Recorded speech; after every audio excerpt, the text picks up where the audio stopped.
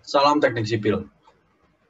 Halo semua, di sini saya akan menjelaskan daya dukung Merov. Sebelumnya, perkenalkan, nama saya Akbar Triandika Budiman, saya mahasiswa teknik sipil Trisakti, dan saya di sini mengambil mata kuliah Desain Fondasi 1. Dan di sini saya akan menjelaskan tentang daya dukung Meyerhof. Sebelumnya, saya akan menjelaskan tentang jenis-jenis fondasi. Jenis-jenis fondasi, yaitu ada fondasi memanjang, fondasi yang digunakan untuk mendukung dinding memanjang atau mendukung sederetan kolom yang berjarak dekat. Yang kedua, ada fondasi telapak, digunakan bila tanah pendukung fondasi terletak pada permukaan tanah atau 2-3 meter di bawah tanah. Selanjutnya, yaitu ada fondasi tiang pancang, yaitu bila tanah pendukung fondasi terletak pada kedalaman sekitar 20 meter di bawah permukaan tanah. Dan yang selanjutnya ada fondasi sumur, fondasi yang digunakan apabila tanah dasar yang terletak pada kedalaman yang relatif dalam, bentuk peralihan antara fondasi dangkal dan tiang. Selanjutnya ada fondasi rakit, fondasi yang digunakan untuk mendukung bangunan yang terletak pada tanah lunak atau digunakan apabila susunan kolom jaraknya sedemikian dekat di semua arahnya. Jadi di sini ada 5 jenis fondasi yang sudah saya jelaskan, dan yang paling sering digunakan yaitu fondasi tiang pancang pada gedung-gedung. Nah, di sini saya akan menjelaskan lebih detail tentang teori-teori perhitungan daya dukung tanah. Dan lebih jelasnya saya akan menjelaskan metode Meyerhof. Apa itu metode Meyerhof? Dijelaskan di sini, daya dukung Meyerhof sebelumnya, Meyerhof pada tahun 1974 telah merumuskan daya dukung fondasi dangkal pada tanah homogen. Kemudian, pada tahun 1978, Meyerhof dan Hanna melakukan pengembangan rumus dalam mengakomodasi kondisi tanah yang tidak homogen, di mana lapisan pertama selalu lebih kuat daripada lapisan tanah kedua. Nah, teori daya dukung Meyerhof mirip dengan Terzaghi, yaitu menghitung tegangan geser dari tanah yang terletak di bawah telapak fondasi, namun Meyerhof mengasumsikan mekanisme kegagalan diperpanjang ke atas menuju permukaan tanah, yang digambarkan pada gambar berikut.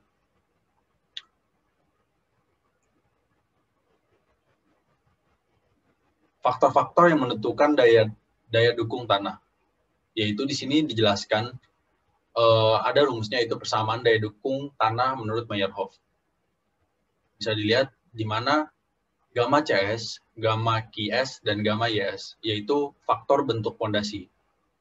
Nah, bentuk-bentuk fondasi di sini itu kita tergantung dari desain-desain fondasi yang telah kita desain pada proyek-proyek yang akan kita kerjakan. Misalkan kemiringan-kemiringan tanah, kemiringan dari fondasi itu tersebut, dan juga bentuk-bentuk fondasi yang kita akan gunakan pada proyek tersebut.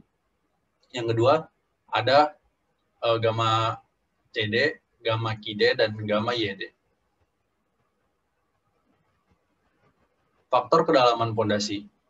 Nah, faktor kedalaman fondasi itu yang dimana dijelaskan di sini untuk kedalaman fondasi itu sendiri tergantung pada kontur tanah di dalam proyek itu tersebut. Yang dimana di kedalaman tanah itu sendiri akan berbeda-beda karena tergantung pada kekuatan tanah itu tersendiri.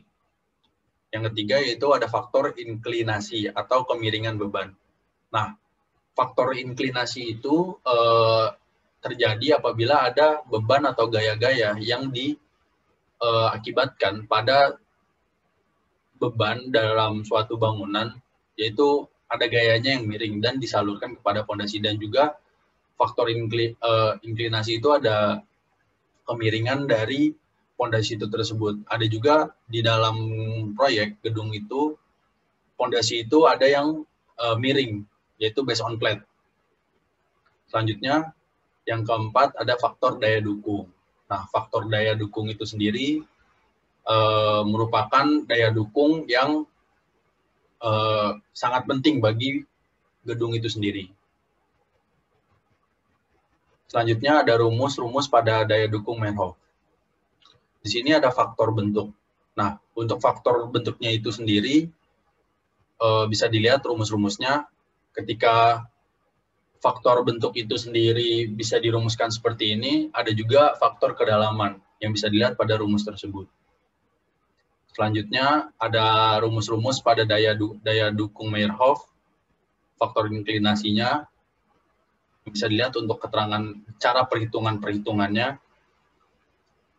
Dan selanjutnya juga ada tabel faktor daya dukung tanah Meyerhof. Apa itu faktor daya dukung Meyerhof dan tabelnya seperti apa? Saya akan menampilkan. Nah, bisa dilihat di sini untuk tabel daya dukung Meyerhof.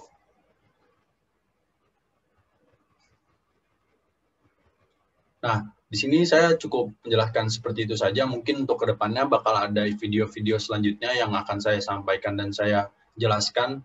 Jangan lupa untuk di-subscribe, and like, dan komen. Terima kasih. Assalamualaikum warahmatullahi wabarakatuh.